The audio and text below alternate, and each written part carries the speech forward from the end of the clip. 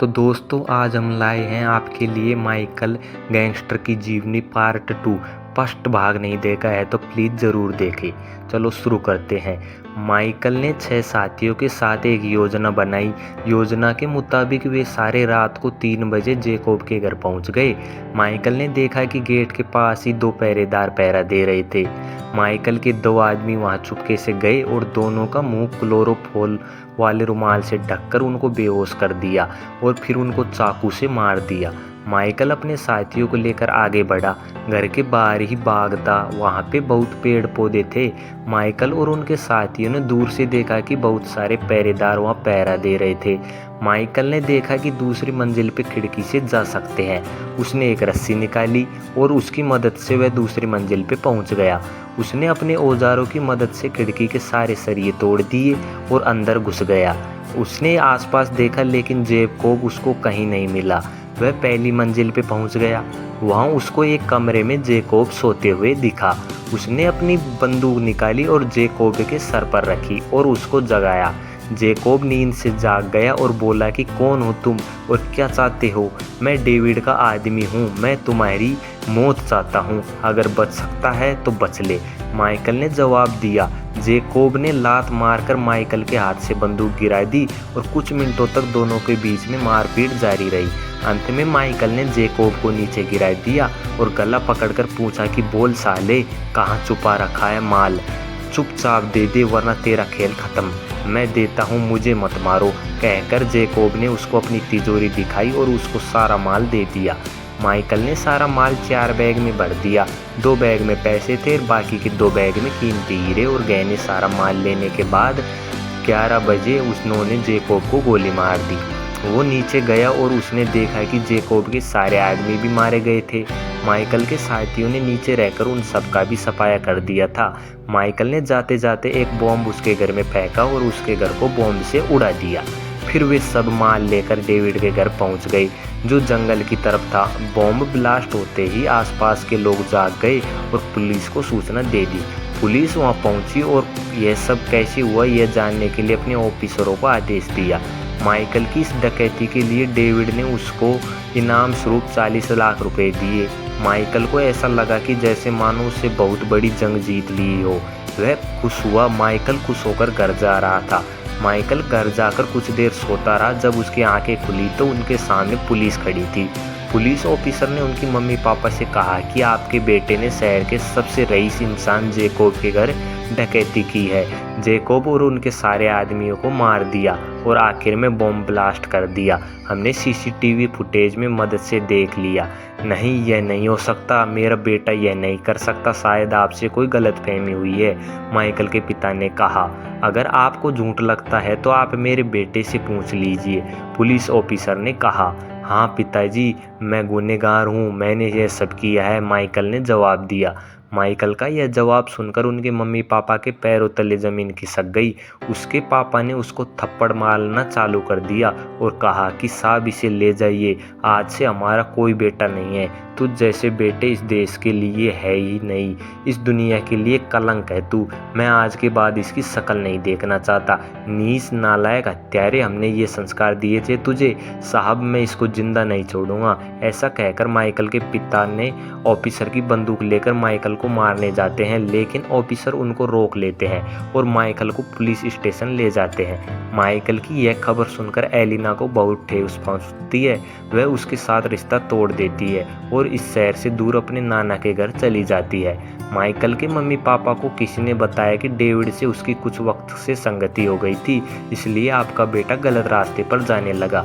Michael के पिता को जब ये बात सुनकर बहुत गुस्सा आया। उसने अपने एक मित्र की मदद से उसका पता ढूंढ निकाला और हाथ में बंदूक लेकर डेविड के घर जा पहुंचा।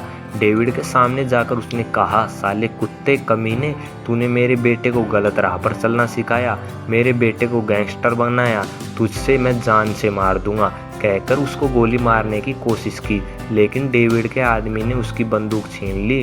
उसके बाद डेविड ने तलवार उठाई और कहा कि जान से तो मैं तुझे मार दूंगा, मेरे रास्ते में आने वाले सारे कांटों को मैं ऐसे ही हटाता हूँ, चाहे वो हमारे रिश्तेदारी क्यों न हो, कहकर उनके पेट में तलवार मारता है और बेरहमी से उसकी हत्या कर देता है। माइकल की मम्मी को जब यह पता चला तो वह न्याय के लिए पुलिस स्टेशन पहुंच जाती है, लेकिन उसको वहां पे भी न्याय नहीं मिलता। डेविड के ऊपर कार्रवाई करने से सारे अफसर मना कर देते हैं। डेविड का खौफ इतना था कि उसके खिलाफ गवाही देने की कोई हिम्मत भी नहीं करता था। सब उससे डरते थे। उसके खिलाफ आवाज़ उठाने वाले लोगों की वह हत्या कर देता था। यहाँ तक कि कई पुलिस ऑफिसर की भी हत्या उसने करवाई थी। न्याय न मिलने पर माइकल की मम्मी को दिल का दौरा पड़ता है। वह इस पीड़ा को सह नहीं पाती और इस दुनिया से अंतिम विदाई ले लेती है। जब यह बात माइकल को पता चलती है कि उसके मम्मी पापा इस दुनिया में नहीं रहे तो उसका कारण डेविड है, तो वह डेविड से बदला लेने के लिए रात के समय जेल के सरिये तोड़कर भाग जाता है। रात को पहरा देने वाले हवलदारों ने उसको रोकने की बहुत कोशिश की, लेकिन सारी कोशिश नाकाम हुई। माइकल सबको धूल चटाकर वहां से फरार हो गया। माइकल अपने घर गया और अपनी कार लेकर डेविड के घर गया। घर के आसपास जो पहरेदार थे उनको एक एक करके वह मारता चला गया और आखिर उस कमरे में जा पहुंचा जहाँ डेविड सोया हुआ था। डेविड को उसने एक लात मारी और बिस्तर से जमीन से नीचे गिरा दिया। साले कुत्ते कमीने, तूने मेरा परिवार मुझसे छीन लिया, अब तू मेरे हाथों से नहीं बचेगा, माइकल ने गुस्से से कहा। यह कहने के बाद उसने डेविड को पीटना शुरू कर दिया और उसको तब तक मारने लगा जब तक उसकी आखिरी सांस से समय नहीं आ गया। हाथ से, लातों से, लकड़ी से, जो चीज़ उसके हाथ में आई उससे उसको पीटने लगा। अंत में उसने तलवार उठाई और उससे डेविड की हत्या कर दी। शहर का सबसे बड़ा डॉन डेविड अब इस दुनिया से जा चुका था। डेविड की हत्या के बाद माइकल उस प्रदेश का डॉन बन गया और उस शहर पर राज करने लगा। माइकल ने विदेश से बहुत सारे कुशल सिपाही मंगाए जो काम में उसकी मदद कर सके। माइकल का अब कानून से भी विश्वास उठ चुका था। कानून को अब वह मुट्ठी में लेकर घूमता था। सारे पुलिस ऑफिसर, बड़े बड़े नेता भी माइकल से डरते थे।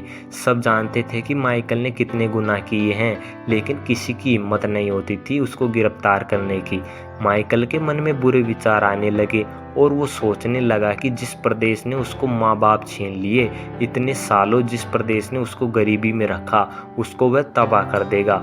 उसकी सोच अब एक आतंकवादी जैसी हो चुकी थी। माइकल ने अपने साथी मित्रों के साथ बम ब्लास्ट की योजना बनाई और शहर के कई हिस्सों में ब्लास्ट करवाए। कई लोगों की जानें गई और कई लोग घायल हुए। माइकल ने कई बैंकों में डकैती करवाई, विदेशी ड्रग्स को बेचा, शराब बेचा, कई रईस परिवारों को लूटा और अमीर बन गया। माइकल अब सबसे अमीर इंसान बन चुका था। उसके पास अब वो सब कुछ था जो उसको चाहिए था। उसके पास प्राइवेट प्लेन भी था, दुनिया की सबसे महंगी गाड़ियों में वह घूमता और सबसे महंगी सिगरेट और शराब पीता। माइकल भारत देश का राज करना चाहता था।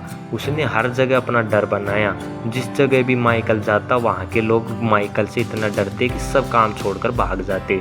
जहाँ माइकल के कदम पड़ते वहाँ के लोग अपने घरों में छुप जाते, अपनी दुकानें बंद कर देते और यहाँ तक कि ट्रैफिक पुलिस भी भाग जाती। माइकल का खौफ पूरे देश में छाया हुआ था। हाल इतना बुरा हो चुका था कि देश की पुलिस ने अपने घुटने टेक दिए थे, क्योंकि माइकल ने बड़े बड़े अफसरों की हत्या कर दी थी। उसके डर से बड़े बड़े नेता भी कांपते थे। अब एक ही उम्मीद की किरण थी, वो था जनरल शिव प्रताप सिंह। वो अपनी वफादारी और फर्ज के लिए जाने जाते थे। अपने फर्ज के खातिर वे कुछ भी करने के लिए तैयार थे। एक गोपनीय मिशन से वे विदेश में थे। उनको वो मिशन रोककर भारत आने का आदेश दिया। जनरल ने भारत आकर माइकल के बारे में सारी जानकारी ली और उसको खत्म करने की योजना बनाई। माइकल अब भारत का सबसे अमीर व्यक्ति बन चुका था। माइकल ने सोचा कि अब वह इस देश को छोड़कर भाग जाएगा और दूसरे देश में जाकर रहेगा और दूसरे देश को लूटेगा। वह हवाई मार्ग से दूसरे देश में जाने की तैयारी कर रहा था। माइकल के पास प्राइवेट प्लेन भी था। माइकल अपने 2 साथियों के साथ प्लेन में बैठा। माइकल ने अपनी सुरक्षा के लिए 4 प्लेन और लिए, जिसमें उनके कुछ साथियों को बिठाया। माइकल ने गोली न लगे इसके लिए बुलेट प्रूफ जैकेट भी पहना था। साथ ही एक से एक बढ़कर बंदूकें ली, कुछ बॉम्ब लिए। उसने अपने 200 साथियों को शहर में रखा और जनरल और उनके कमांडो को मारने के आदेश दिए। जनरल अपने कमांडो को लेकर इस युद्ध के लिए तैयार हो गए। उनके कुछ कमांडो ये 200 दुश्मनों का सामना कर रहे थे। सामना करते करते हमारे कई जवान शहीद हो गए और बाकी के जवान देशभक्ति से हिम्मत करके इन देशद्रोहियों का सामना कर रहे थे। चारों तरफ गोलियों की आवाज़, बॉम्ब की आवाज़ सुनाई दे रही थी। सिर्फ धरती पर ही नहीं, आसमान पर भी युद्ध हो रहा था। जनरल के आदेश से कुछ साथियों ने प्लेन में बैठकर दुश्मनों पर हमला किया। आसमान में भी गोलियों की खतरनाक फायरिंग हो रही थी। साथ ही माइकल के साथियों ने बॉम्ब फायरिंग से जनरल के कमांडो के 3 प्लेन उड़ा दिए, जिसमें हमारे काफ़ी जवान शहीद हो गए। बाकी 2 प्लेन बचे थे, जिनमें एक प्लेन में जनरल था, दूसरे प्लेन में कुछ कमांडो। सबने भारत माता की जय का नारा लगाकर फिर से युद्ध शुरू किया और देखते ही देखते माइकल के 4 प्लेन को ढेर कर दिया। यहाँ नीचे हमारे कमांडो ने माइकल के कई साथियों को मार गिराया। जनरल ने अपने प्लेन में बैठे बैठे माइकल पर गोली चलाई, लेकिन बुलेट प्रूफ जैकेट की वजह से माइकल को गोली नहीं लगी।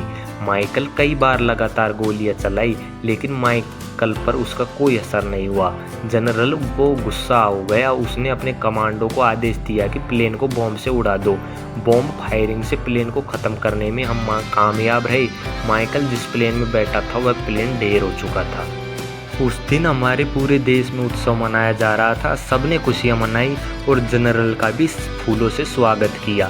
यह बात एलिना को पता चली तो एलिना को जनरल पे बहुत गर्व हुआ। वह उसकी दीवानी हो गई।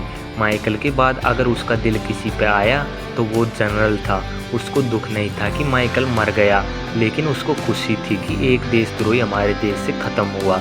माइकल की मृत्यु के बाद एक पत्रकार को माइकल के जीवनी के बारे में विस्तार से जानना था और उसका एक लेख अखबार में प्रकाशित करना था।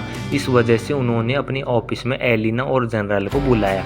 कुछ वक्त तक पत्रकार ने दोनों के साथ चर्चा की। एलिना ने माइकल के बारे में सब बताया जो वह जानती थी। जनरल ने भी माइकल को मारने की क्या योजना बनाई थी और कैसे सफल साबित हुई, उसके बारे में चर्चा की। फिर दोनों ने वहाँ से विदा ली। जाते जाते जनरल ने एलिना से माइकल और उसके प्यार के बारे में, वह पहले कैसा था, कैसे बदला हुआ है, सब जानकारी प्राप्त की। अगले कुछ दिनों जनरल एलिना से मिलता रहा और माइकल के बारे में पूछता रहा। वह भी मनी मन एलिना को पसंद करने लगा। दोनों रोज मिलते और एक दूसरे से बातें करते। धीरे धीरे दोनों को ही एक दूसरे से प्रेम हो गया। कुछ दिनों बाद अखबार में लेख छिका और जनरल ने सबकी काफ़ी प्रशंसा की। कुछ दिनों बाद एक सम्मान समारोह रखा गया जहां जनरल को बुलाया गया। वहां देश के सारे दिग्गज नेता और सारे ऑफिसर्स, कुछ खास मेहमान उपस्थित रहे। हमारे प्रधानमंत्री ने जनरल के सम्मान के लिए फूलों का हार लेकर मंच पे जाने के लिए अपने कदम बढ़ाए। अचानक दूर से आवाज़ आई, माइकल अभी जिंदा है। वहाँ पे मौजूद सारे देशवासी स्तब्ध रह गए। तो दोस्तों, यह पार्ट खत्म हुआ। अब हम आपसे जल्द ही नए पार्ट में मिलते हैं।